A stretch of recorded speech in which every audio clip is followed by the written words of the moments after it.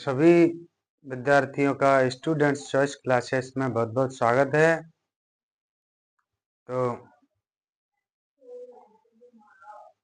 आपका अपना channel students choice classes जो विगत समय से चल रहा है। तो आज हमारे चैप्टर नंबर 4 का टॉपिक नंबर 3 है कार्बन एवं उसके यौगिक। तो इसमें पिछले टॉपिक में हमने आपको समझाया था IUPAC नाम। तो आज देखिए हमारे कार्बनिक यौगिक हैं, उनके रासायनिक गुण हैं। कार्बनिक यौगिकों के रासायनिक गुण ये हमने पहले से ही लिख लिए हैं। तो आप सभी देखेंगे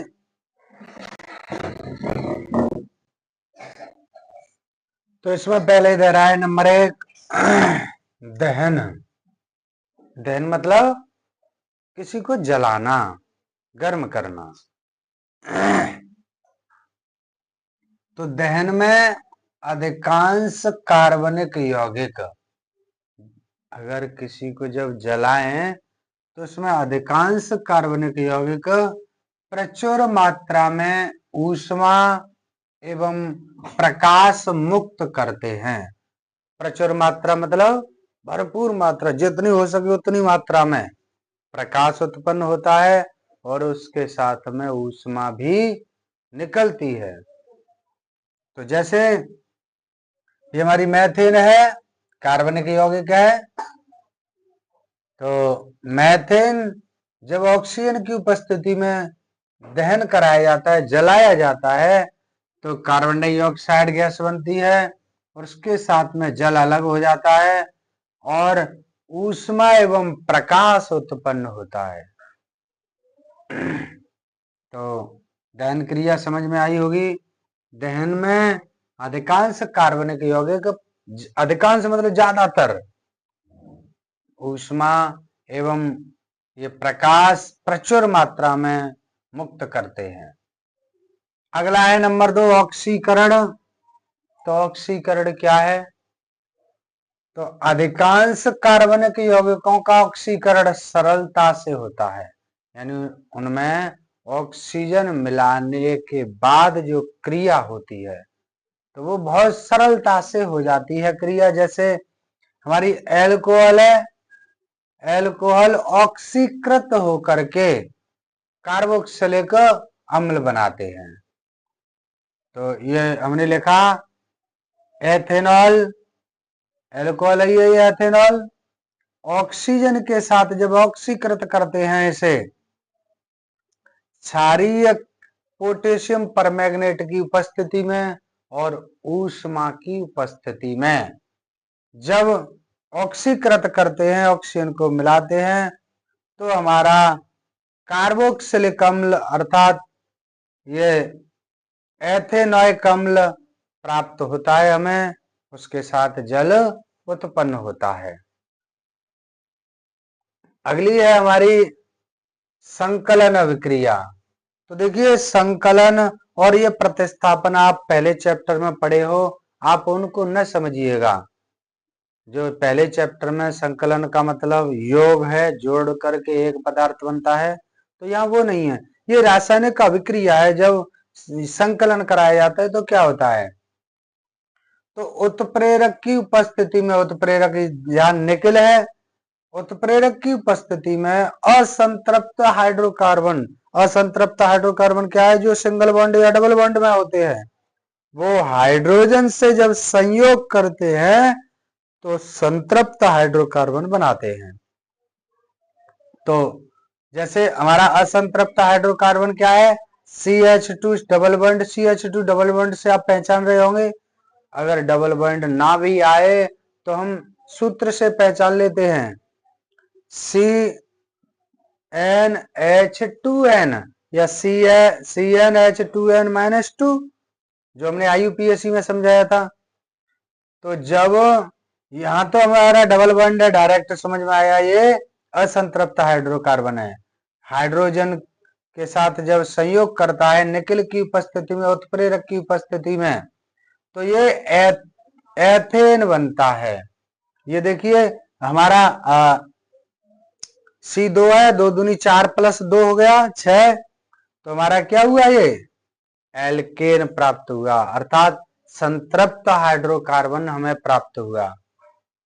तो इस संकलन अभिक्रिया में क्या है कि उत्प्रेरक की उपस्थिति में जब असंतृप्त हाइड्रोकार्बन हाइड्रोजन से संयोग करते हैं तो संतृप्त हाइड्रोकार्बन बनाते हैं। इसके बाद में है नंबर 4 है हमारी प्रतिस्थापन अभिक्रिया। प्रतिस्थापन वहीं आप पहुंचिए फर्स्ट चैप्टर में। तो प्रतिस्थापन का मतलब होता है कोई तत्व या यौगिक अपना स्थान छोड़ करके किसी दूसरे से क्रिया कर जाता है, उसे हम क्या कहते हैं, प्रतिस्थापन अभिक्रिया। तो ऐसे इसमें है प्रतिस्थापन अभिक्रिया सूर्य के प्रकाश की उपस्थिति में जब हैलोजन हाइड्रोकार्बन के साथ प्रतिस्थापन अभिक्रिया देते हैं।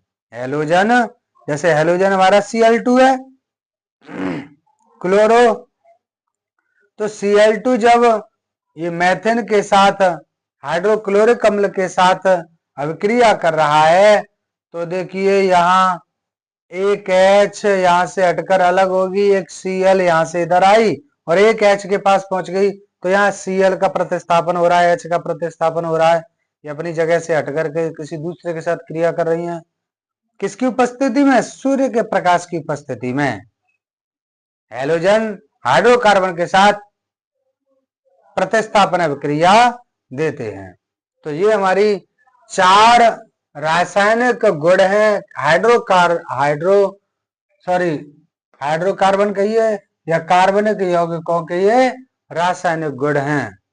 कौन कौन से, नंबर 1 दहन, नंबर 2 ऑक्सीकरण, संकलन और प्रतिस्थापन। तो यहां तक आप समझे होंगे। इसके बाद में है हमारा एथेनॉल। एथेनॉल ये क्या है,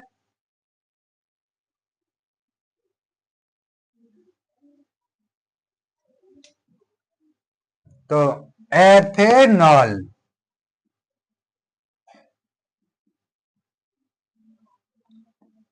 एथेनॉल का सूत्र है C2H5OH। C2H5OH। तो ये एथेनॉल को समझेंगे। यह क्या, एथेनॉल ये स्टार्च युक्त जो स्टार्च युक्त पदार्थ हैं उनके किण्वन से क्या प्राप्त होता है, एथेनॉल प्राप्त होता है। स्टार्च युक्त पदार्थों के किण्वन से क्या प्राप्त होता है, एथेनॉल प्राप्त होता है। तो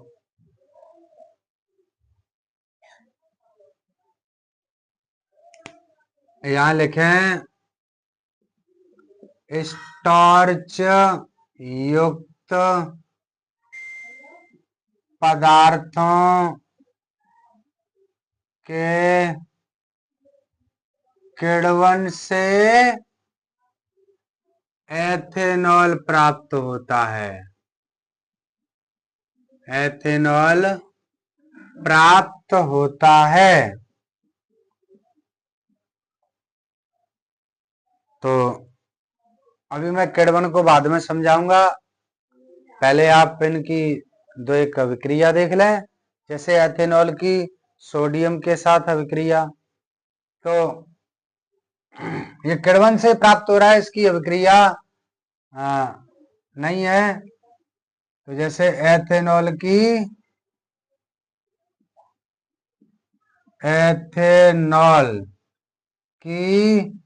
Na के साथ अभिक्रिया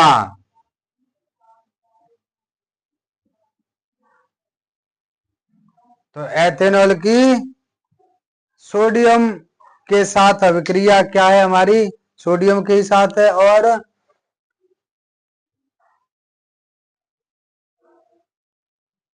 एक दे रहा है सल्फ्यूरिक अम्ल के साथ ये क्रिया कराई है, सल्फ्यूरिक अम्ल के साथ क्रिया कराई जा रही है, उसकी उपस्थिति में क्रिया हो रही है।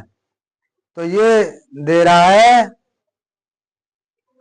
जब हमारी एथेनॉल सोडियम से क्रिया करती है तो सोडियम एथॉक्साइड बनाती है।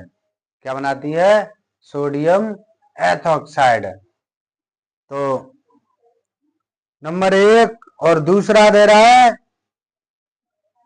चलो पहले इसे लिख दूं, एथेनॉल,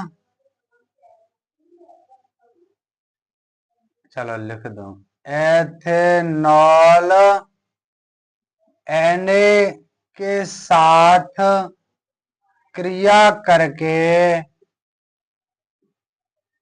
सोडियम एथॉक्साइड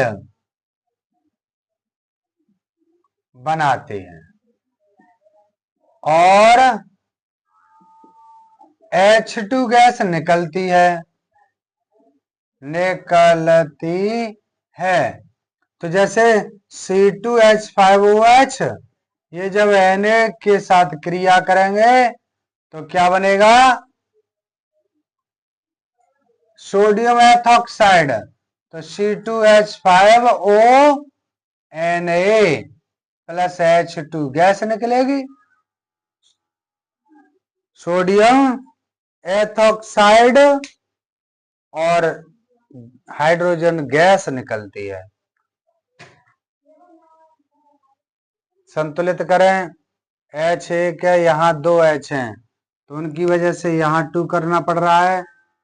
तो अब ये C4 हो गई तो यहाँ कर दिया, अब Na भी 2 हो गई तो Na 2 कर दिया, अब सब संतुलन में है। तो ये हमारी पहली अभिक्रिया रही। और एक दूसरी अभिक्रिया और दे रहा है, ये दूसरी अभिक्रिया है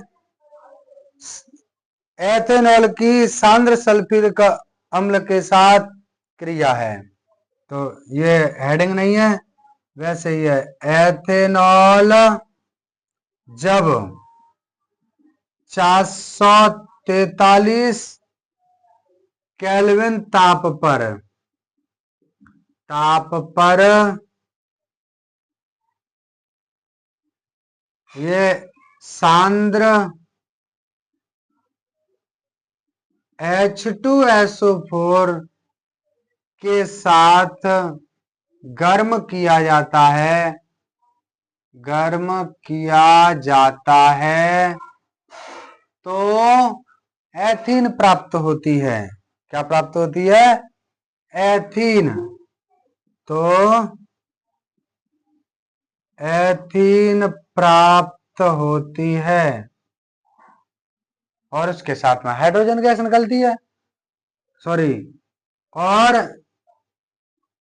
वैसे मूल रूप से तो यही है, इसके बाद में है C2H5OH जब ये 443 केल्विन ताप पर सांद्र H2SO4 के साथ या उपस्थिति में जब क्रिया करता है तो C2H4 एथीन प्लस H2O अलग हो जाता है, H2O। तो 6 हाँ समीकरण संतुलित है। तो यहां तक आपकी समझ में आया होगा। ये 2 अभिक्रियाएं है तो कई, लेकिन मैंने 2 कराई हैं। इसके बाद में है अगली हेडिंग हमारी किण्वन। किण्वन क्या है? तो किण्वन क्या है, जैसे पहले बताऊं मैं, जैसे दूध से दही बनना। अब दूध के कण कठोर होते हैं और दही के कण मुलायम होते हैं, सरल होते हैं। तो हम क्या कह सकते हैं इसकी परिभाषा में, जब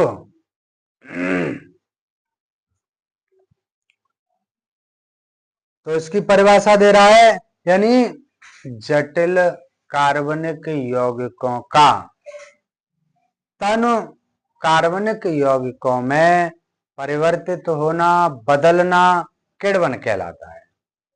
जटिल मतलब ठोस, कठोर, जटिल कार्बनिक यौगिकों का तनु कार्बनिक यौगिकों में परिवर्तन होना क्या कहलाता है?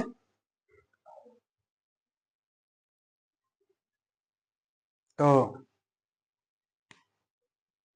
परिभाषा में जटिल, ये नीचे दिखाई दे रहा है, देख लूं पहले।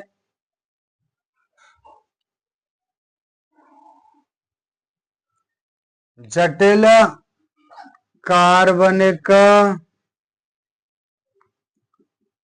यौगिकों का, अब देखिए किसी की उपस्थिति भी आवश्यक है, चाहे तो एंजाइम कह दीजिए, चाहे कुछ पदार्थ कह दीजिए। तो एंजाइमों या जीवों अथवा एंजाइमों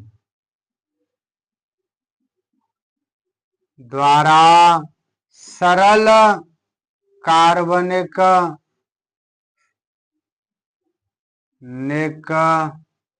यौगिकों में बदलना किण्वन कहलाता है। किण्वन कहलाता है। तो समझ गए होंगे सभी, किण्वन कहलाता है। तो आज ये हमारी हेडिंगें हुई। इसके बाद में है हमारी एथेनोइक अम्ल। तो देखिए ये दोनों एक दूसरे से जुड़े हैं।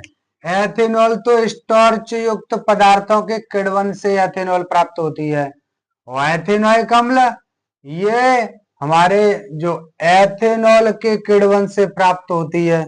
ये तो स्टार्च युक्त पदार्थों के किण्वन से प्राप्त होती है, और एथेनोइक अम्ल ये एथेनॉल के किण्वन से प्राप्त होती है। तो समझ गए होंगे वैसे तो, लेकिन फिर भी चलो मैं लिखा देता हूं।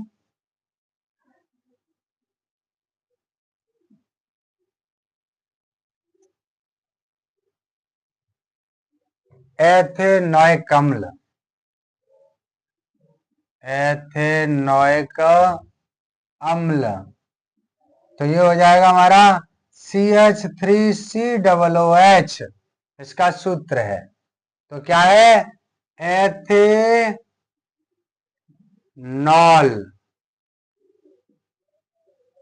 के किण्वन से एथेनोइक अम्ल प्राप्त होता है। एथेनोइक अम्ल प्राप्त होता है।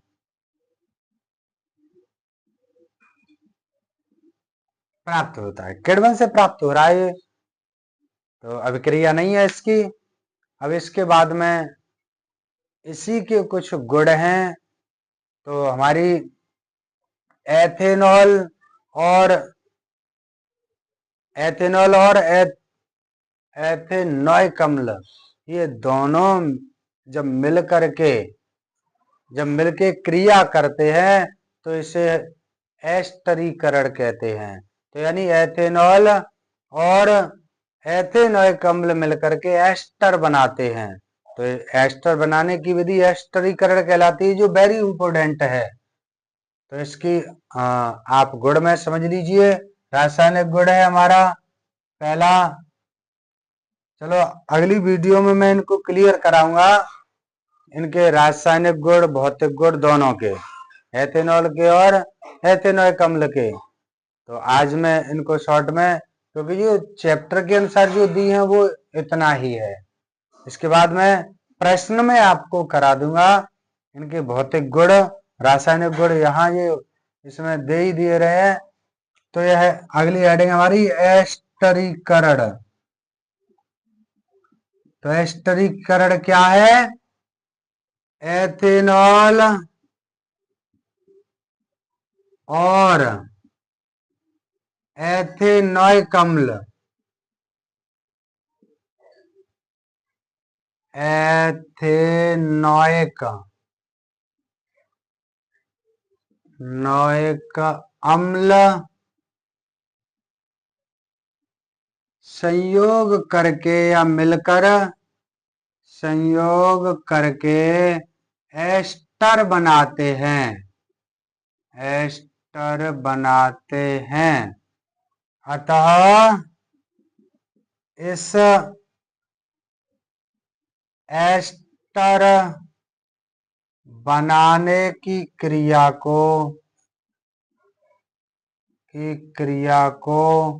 एस्टरीकरण कहते हैं, एस्टरीकरण कहते हैं। तो ये हो गई हमारी अभिक्रिया C2H5OH प्लस CH3COOH। ये जब दोनों क्रिया करती हैं तो दोनों क्रिया करके क्या बनाती हैं? एस्टर। तो एस्टर क्या है हमारा? CH3COOC2H5, ये है हमारी एस्टर। तो वैसे इसे हम कहेंगे एथेन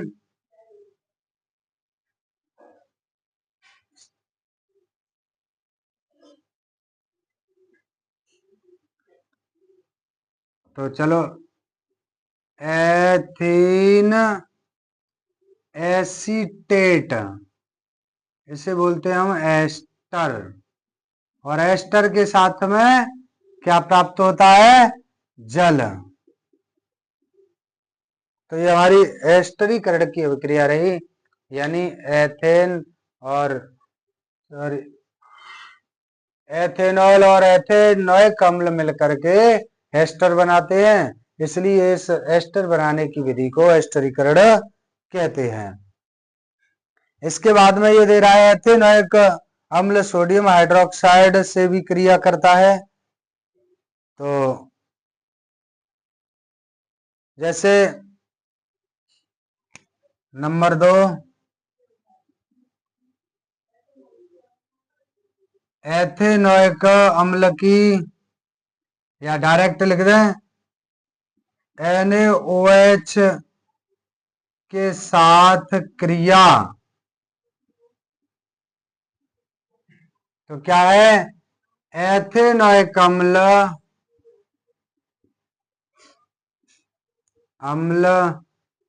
NaOH के साथ क्रिया करके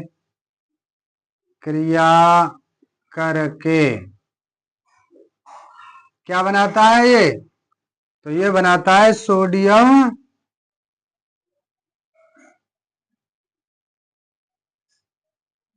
ये सोडियम एथेनॉइट बनाता है।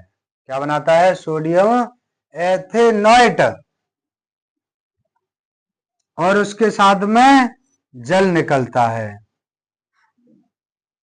तो क्रिया करके सोडियम एथेनॉइट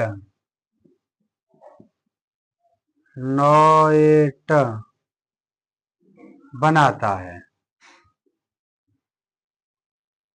तो जैसे अभिक्रिया हमारी CH3COOH प्लस NaOH, ये क्रिया करके ये बनाता है हमारा CH3COONA प्लस H2O। ये हमारी अभिक्रिया हुई।